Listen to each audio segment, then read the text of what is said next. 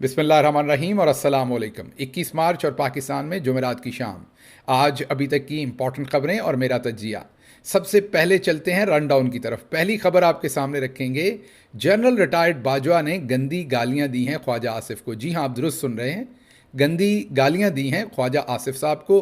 बुलंद फशारे खून की सिचुएशन थी और उसके अंदर गंदी गालियां पड़ी हैं और इससे सिचुएशन क्या डेवलप हो रही है वो आपके सामने रखते हैं। दूसरी खबर, हामिद मीर साहब की ये खबर है कि कुछ इमरान खान साहब के अपने उनके पास डील का पैगाम लेकर गए। खान साहब ने वापस ठुकाई की और उस ठुकाई के बाद उनको ये भी बताया कि नवाज शरीफ नहीं हूँ, जितनी देर जेल बैठना पड़ा बैठूंगा, अपनी कौम से किया हुआ कोई भी वादा जो है उससे नहीं फिरूंगा, जो उसकी कीमत होती है वो चुकाऊंगा। मैं, हामिद मीर साहब की खबर है लेकिन मैं भी इस खबर को कंफर्म करने की पोजीशन में बिल्कुल हूँ और कंफर्म कर रहा हूँ कैसा हुआ। उसके बाद अगली खबर आपके सामने रखेंगे कि ख्वाजा आसिफ साहब ने तो बड़के मारी लेकिन उसके पीछे वजीर कानून आए, उन्होंने सिचुएशन को संभालने की कोशिश की। आज़म नज़ीर तारड़ हकीकत के साथ उन्होंने बताया कि हमारे तो एक हाथ में ब्रश है और दूसरे में चेरी ब्लॉसम और हम मार रहे हैं, खूब मार रहे हैं उसके ऊपर, और जनाब ऐसा कुछ नहीं हो सकता। उन्होंने ख्वाजा साहब की बड़कों में से बड़ निकाल दी, केंके रह गया। और उसके बाद ख्वाजा साहब ने भी एक स्टेटमेंट दी है, वो भी आपके सामने रखते हैं। फिर अली अमीन गंडापुर सीधे हो गए हैं, उन्होंने कहा कि अगर गिरफ्तार करना है तो आओ मैदान में, मैं गिरफ्तार हूँगा तो आपको भी गिरफ्तार करूँगा और FIRएं होंगी और मुकाबले पे सब कुछ होगा। खान के साथ मुलाकात के बाद मामला जो हैं वो दूसरी सिमत को जा रहे हैं। उसके बाद रजीम चेंज के अब मकासद अगराज सामने आ रहे हैं। कल की हेयरिंग के ऊपर बहुत सारी बातें हुई लेकिन कुछ जो बातें नहीं हुई कि बिल्ली थैले से बाहर आ रही है। अमेरिका बहादुर की जो पाकिस्तान से ईरान और चाइना के ऊपर डिमांड्स हैं वो क्या हैं, डोनाल्ड लू ने क्या कुछ बताया, आपको अब पता चलेगा। बहुत सारे लोगों को अब इमरान खान याद आएगा कि इमरान खान क्यों मुल्क के लिए ज़रूरी था। और आखिर पर आप सब ने पाकिस्तान के अंदर बिकने वाले डिटर्जेंट ज़रूर देखे होंगे, सुने होंगे।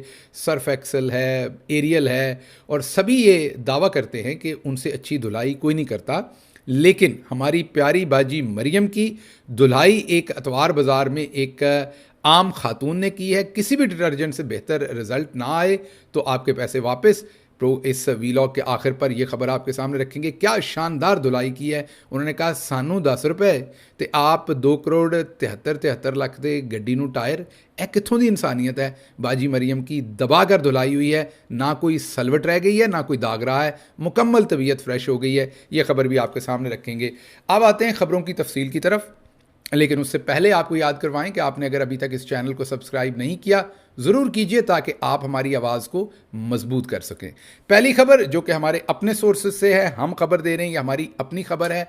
और वो खबर ये है कि मुबैना तौर पे इसलिए कहना पड़ेगा कि कोई डॉक्यूमेंट नहीं है रिपोर्टेडली जो हमें बताया गया, लेकिन जो हमारा ज़रिया है इस खबर का, जो ज़राए हैं वो बहुत ही मोतबर हैं, क्योंकि मैं यूजुअली सुनी सुनाई खबर देने के ऊपर यकीन नहीं रखता। ये खबर ऐसी है कि बहुत ही मोतबर ज़राए हैं और उन्होंने जो है वो ख्वाजा साहब की लाल गालें देखी हैं। गालियां सुनने के बाद ख्वाजा आसिफ साहब को जनरल रिटायर्ड कमर जावेद बाजवा साहब ने फ़ोन किया। उस टाइम शायद बुलंद फशारे खून, जिसे ब्लड प्रेशर कहते हैं, वो मामला चल रहा था। गंदी गालियां दी हैं जब ख्वाजा साहब ने रंगबाजी की थी एक टेलीविज़न के अंदर कि बाजवा साहब को बुलाया जाए और बुलाया जाएगा, हम बुलाना चाहते हैं और पार्लियामेंट के फ्लोर पर उन्हें बुलाना चाहते हैं।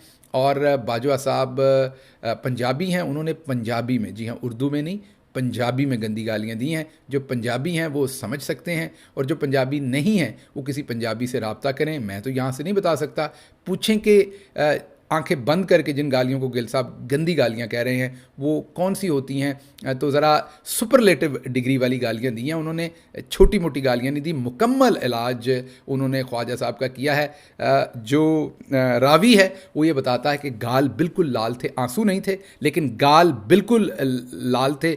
2 दफ़ा कहने की कोशिश की वो जो है, और दूसरी तरफ से उन्होंने कहा नहीं ए जो है। सो मुकम्मल तरपाई भी की है। पहले उन्होंने इस्त्री फेरी है, सलवट निकाली है, फिर उन्होंने तरपाई की है, फिर उसके ऊपर इस्त्री फेरी है, फिर छोटे टांके के साथ उन्होंने सिलाई की है हर उधड़ी हुई चीज़ की। और उन्होंने कहा कि अब दोबारा लीक करे तो ख्वाजा साहब मेरे से रब्ता करना है। उन्होंने कहा कि आपकी ये औकात, आपको 2-2 इलेक्शन मैंने जितवाए हैं और आपके फ़ोनों और मैसेजेस पर, और आज आपने मुझे, आप कर लें जो आपने करना है, जो धनिया आपने जाकर ज़मीन से पुटना है ना, वो आप धनिया और मूलियाँ पुट लें ज़मीन से जाके, आपसे जो होता वो करें, मैं देखता हूँ आप मुझे कैसे बुलाते हैं। ये जनरल बाजवा साहब ने ख्वाजा साहब को बताया है। इस सिचुएशन के बाद हालात क्योंकि कंट्रोल से बाहर हो गए, ख्वाजा साहब ने पार्टी के अंदर डिस्कशन की, नवाज शरीफ साहब तक ये मामला पहुँचे, मरियम बीबी तक पहुँचे, और उसके बाद क्या हुआ वो अगली खबर के बाद, उससे अगली खबर में मैं आपके सामने रखूँगा, क्योंकि अगली खबर जो है वो भी इसी तरह की है, वो भी कान लाल करने वाली खबर है, वो भी आम खबर नहीं है, इसलिए वो भी आपके सामने रखनी ज़रूरी है। वो खबर है जी कि इमरान खान साहब के पास कुछ अपने गए, मेरी खबर नहीं है, हामिद मीर साहब की है। एक या दो नहीं, 3-4 लोग जो हैं वो इमरान खान साहब के पास मुफाहमत का पैगाम लेके गए, और जो जो मुफाहमत का पैगाम लेके गया, और अगर उसका ताल्लुक तरीके इंसाफ से था तो इमरान खान साहब ने उसकी बहुत क्लास ली है। और यहां तक क्लास ली है कि उसने कहा है कि यहां से, इस अडयाला जेल से मेरी डेड बॉडी निकल सकती है, लेकिन तुम ये ना सोचना कभी कि मैं नवाज शरीफ की तरह डील करके तो पाकिस्तान से बाहर चला जाऊंगा। मैंने डील नहीं करनी, हाँ मरवाना तो मरवा दो। खबर देखी तो उसके बाद मैंने अपने ज़राए से इसकी तस्दीक करने की कोशिश की, और मैं इसकी तस्दीक करने की सिचुएशन में हूँ अब। और अगर मैं ना होता तो मैं आपको यही कहता कि हामिद मीर साहब की खबर है, लेकिन अब मैं इसकी तस्दीक कर चुका हूं, तो ये मेरी खबर भी है। मीन है तो हामिद मीर साहब की, मेरी इंडोर्समेंट इस खबर में है, मैं इसको बैक कर रहा हूं कि उनकी खबर बिल्कुल दुरुस्त है कि इमरान खान साहब के कुछ अपने, मीन उनसे पॉलिटिकली रिलेटेड, इमरान खान साहब से पॉलिटिकली रिलेटेड कुछ लोग जो हैं वो उनके पास एक डील लेके गए कि ये कर लेते हैं तो फिर ये कर लेते हैं तो फिर ये कर लेते हैं। और इमरान खान साहब ने मुहावरतन कह रहा हूँ, असल में नहीं, बड़े वाला फिर जो डंडा है वो उठाया, और वो जाहिर है वहाँ डंडा नहीं था, मैं मुहावरतन कह रहा हूँ, एनोलॉजी दे रहा हूँ, एक सिर्फ मेटाफोरिकली कह रहा हूँ। उन्होंने कहा कि निकल इधर से, उन्होंने कहा कि यहाँ नवाज शरीफ नहीं बैठा, एक एक वादा जो कौम से किया है मुझे पता है, उसकी कीमत जान भी जा सकती है, उसकी कीमत कुछ भी हो सकती है, एक ज़रा सी चीज़ के ऊपर भी कंप्रोमाइज़ नहीं करूँगा। जी हाँ, ये मैं आपको कंफर्म कर रहा हूँ खुद अपनी तरफ से भी कि हामिद मीर साहब की स्टोरी बिल्कुल दुरुस्त है। इमरान खान ने कहा कि अगर आइंदा आपने डील लेके आनी है तो आपने मुझे मिलने नहीं आना, मेहरबानी फरमाएं। मैं यहाँ डीलें करने नहीं बैठा, मेरी तो कोई डिमांड नहीं है, मैं तो फ्री फेयर इलेक्शन मांगता हूँ, उसका अब ऑडिट मांगता हूँ, पहले इलेक्शन मांगता था, अब ऑडिट मांगता हूँ। लूटा हुआ मैंडेट वापस दो और अवाम का फैसला अवाम करे, और पाकिस्तान की अवाम को हाकम बनाना चाहता हूँ। मुझे इसके लिए जेल में 10 साल रहना पड़ता है, 15 साल रहना पड़ता है, मैं तैयार हूं, जो कीमत होगी वो मैं देने को तैयार हूं। आइंदा मेरे पास डील का अगर आपने को पैगाम लेके आना है तो आप मेरी नज़रों से हमेशा के लिए गिर जाएंगे, दोबारा आपने ऐसा पैगाम नहीं लेके आना, और अगर ऐसा पैगाम आपके पास हो तो आपने आना ही नहीं मुझे मिलने के लिए। ये पैगाम आपके लीडर ने अपने एक पॉलिटिकल एफिलिएटेड शख्स को दिया है। अब आप सब खुद सोच लें कि आपने उसकी बैक को कवर करना है अपने लीडर की, या उसे अकेला छोड़ना है। छोड़ा तो नहीं आपने अकेला, एक लम्हे के लिए नहीं छोड़ा, लेकिन मैं सिर्फ आपके सामने रख रहा हूँ कि एक तरफ वो डट के खड़ा है, बिल्कुल सीना ठोक के जिसे कहते हैं, और वो कहता है कि मैंने डील नहीं करनी। अब मुझे पता है आप भी लड़ रहे हैं इतनी देर से, 2 साल हो गए हैं, कई जगहों पर आप थक गए होंगे, कई जगहों पर नहीं थके, नाउमीदी भी हुई होगी, लेकिन फिर उसका हौसला देखें, अज़म देखें। तो मेरा नहीं ख्याल कि हमें अपने लीडर की कांड किसी तरह भी लगने देने चाहिए, हमें सीना ठोक के उसके पीछे खड़े होना चाहिए, जिस तरीके से वो सीना ठोक के हमारे आगे खड़ा है और फ्रंट लाइन पर कुर्बानी देने को तैयार है।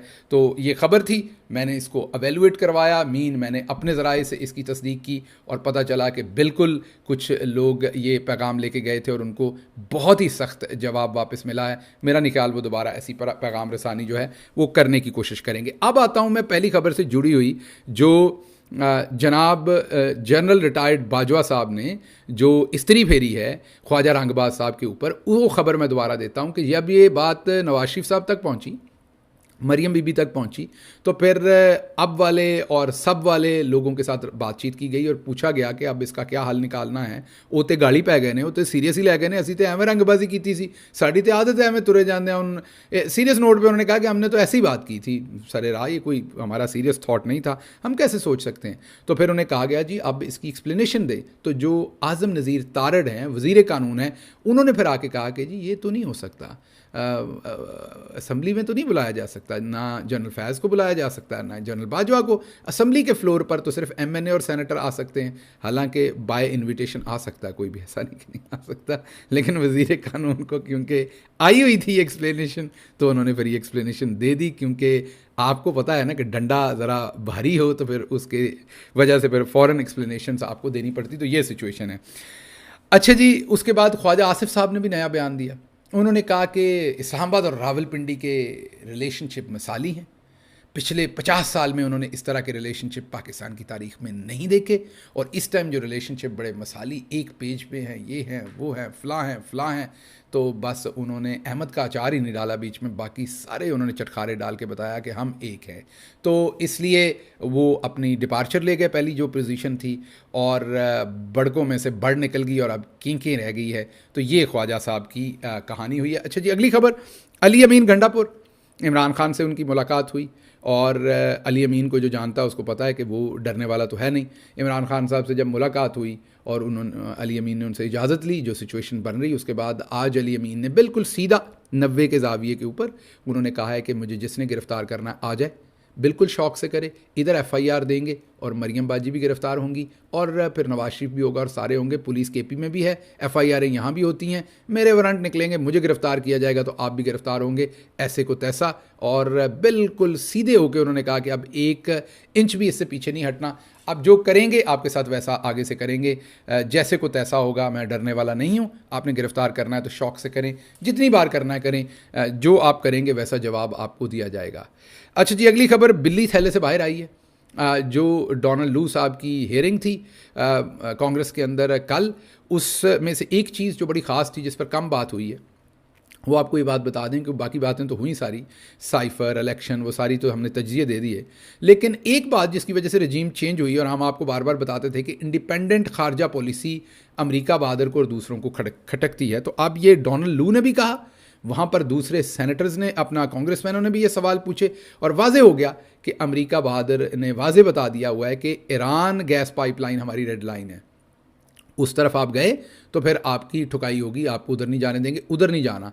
और उसके साथ साथ उन्होंने बताया कि चाइना के साथ भी, ये तो आईएमएफ के साथ भी उन्होंने कह दिया कि no more money for C pack.